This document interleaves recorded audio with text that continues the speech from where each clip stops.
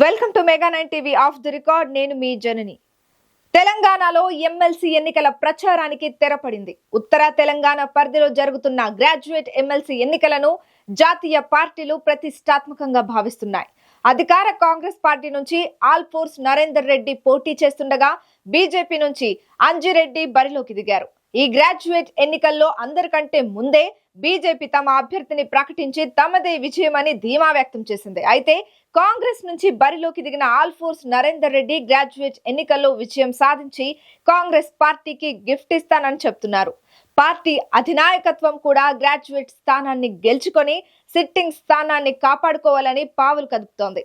ఈ ఎమ్మెల్సీ ఎన్నికలను జాతీయ పార్టీలైన కాంగ్రెస్, బీజేపీలు ప్రతిష్టాత్మకంగా తీసుకోగా ప్రతిపక్ష స్థానంలో ఉన్న బీఆర్ఎస్ మాత్రం దూరంగా ఉంటోంది. ఇప్పుడు ఇదే రాజకీయ వర్గాల్లో చర్చనీయాంశంగా మారింది. ఇదే విషయంలో బీఆర్ఎస్ ను టార్గెట్ చేస్తూ కాంగ్రెస్, బీజేపీ పార్టీలు ప్రశ్నలు కూడా సంధిస్తున్నాయి. మరి తెలంగాణలో 10 ఏళ్ల పాటు పరిపాలన సాగించి ప్రతిపక్ష పాత్ర పోషిస్తున్న బీఆర్ఎస్ పార్టీ గ్రాడ్యుయేట్ ఎమ్మెల్సీ ఎన్నికలకు దూరంగా ఉండడానికి గల కారణాలేంటి? అసలు బీఆర్ఎస్ పద్మ వ్యూహం ఏంటి? బీఆర్ఎస్ అంతర్గతం ఏంటో ఇప్పుడు తెలుసుకుందాం.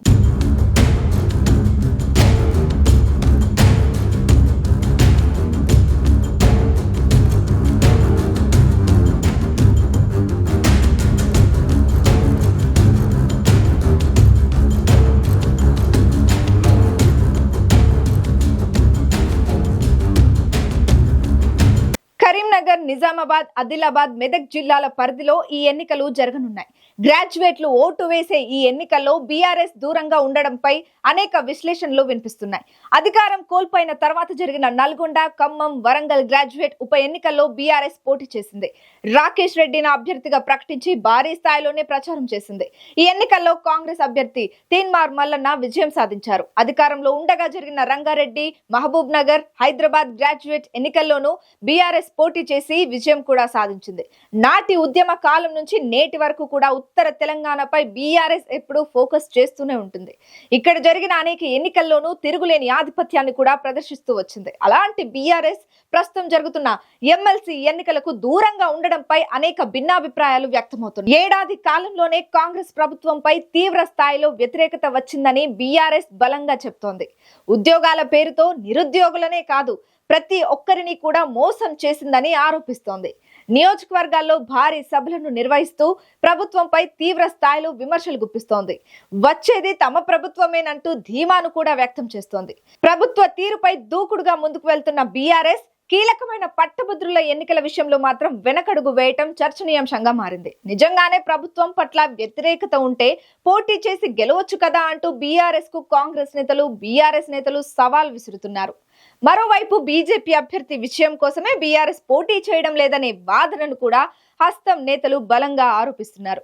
కాంగ్రెస్ విజయం కోసం బీఆర్ఎస్ పోటీ చేయడం లేదంటూ బీజేపీ నేతలు కూడా కార్నర్ చేస్తున్నారు. ఈ నేపథ్యంలో బీఆర్ఎస్ పార్టీ వైఖరిపై భిన్నాభిప్రాయాలు వ్యక్తమవుతున్నాయి. కేసీఆర్, కేటీఆర్, హరీష్ రావు, కవిత ప్రాతినిధ్యం వహిస్తున్న నియోజకవర్గాల్లో జరుగుతున్న ఈ ఎన్నికల్లో ఎందుకు పోటీ చేయడం లేదనే ప్రశ్నలు బలంగా వినిపిస్తున్నాయి. పట్టభద్రులు, ఉపాధ్యాయ ఎమ్మెల్సీ ఎన్నికల్లో పోటీపై బీఆర్ఎస్ వాదన మరోలా ఉంది. అసెంబ్లీ, పార్లమెంట్ ఎన్నికల్లో ఓటమి చెందడంతో ఓటరు నమోదు కార్యక్రమంలో తాము పాల్గొనలేదన్నారు. ఈ ఎన్నికల్లో ఎవరితోనూ లోపాయికారి ఒప్పందం లేదని చెప్తోంది. ఆ పార్టీ మాజీ ఎంపీ వినోద్ కుమార్ మాట్లాడుతూ తాము ఓటరు నమోదు కార్యక్రమంలో పాల్గొనలేదని, అందుకే ఎమ్మెల్సీ ఎన్నికలకు దూరంగా ఉన్నామని చెప్పుకొచ్చారు.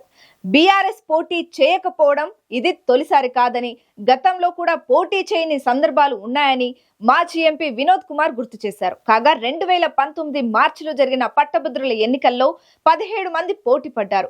కాంగ్రెస్ పార్టీ తరపున పోటీ చేసిన జీవన్ రెడ్డి విజయం సాధించారు. జీవన్ రెడ్డి పదవీ కాలం 2025 మార్చి 29తో ముగియనుంది. గతంతో పోలిస్తే ఈసారి పట్టభద్రుల ఓటర్ల సంఖ్య భారీగా పెరిగే అవకాశం ఉందన్న అభిప్రాయాలు వ్యక్తమవుతున్నాయి.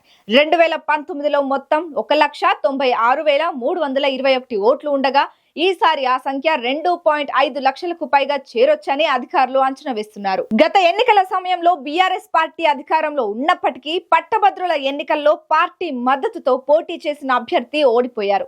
అధికారంలో ఉన్న సమయంలోనే ఓటమి పాలైన బీఆర్ఎస్ ప్రస్తుతం ప్రతిపక్షానికే పరిమితమైంది. కానీ బీఆర్ఎస్ అధినేత కేసీఆర్ ఏది చేసినా అది సస్పెన్స్ గానే ఉంటుంది.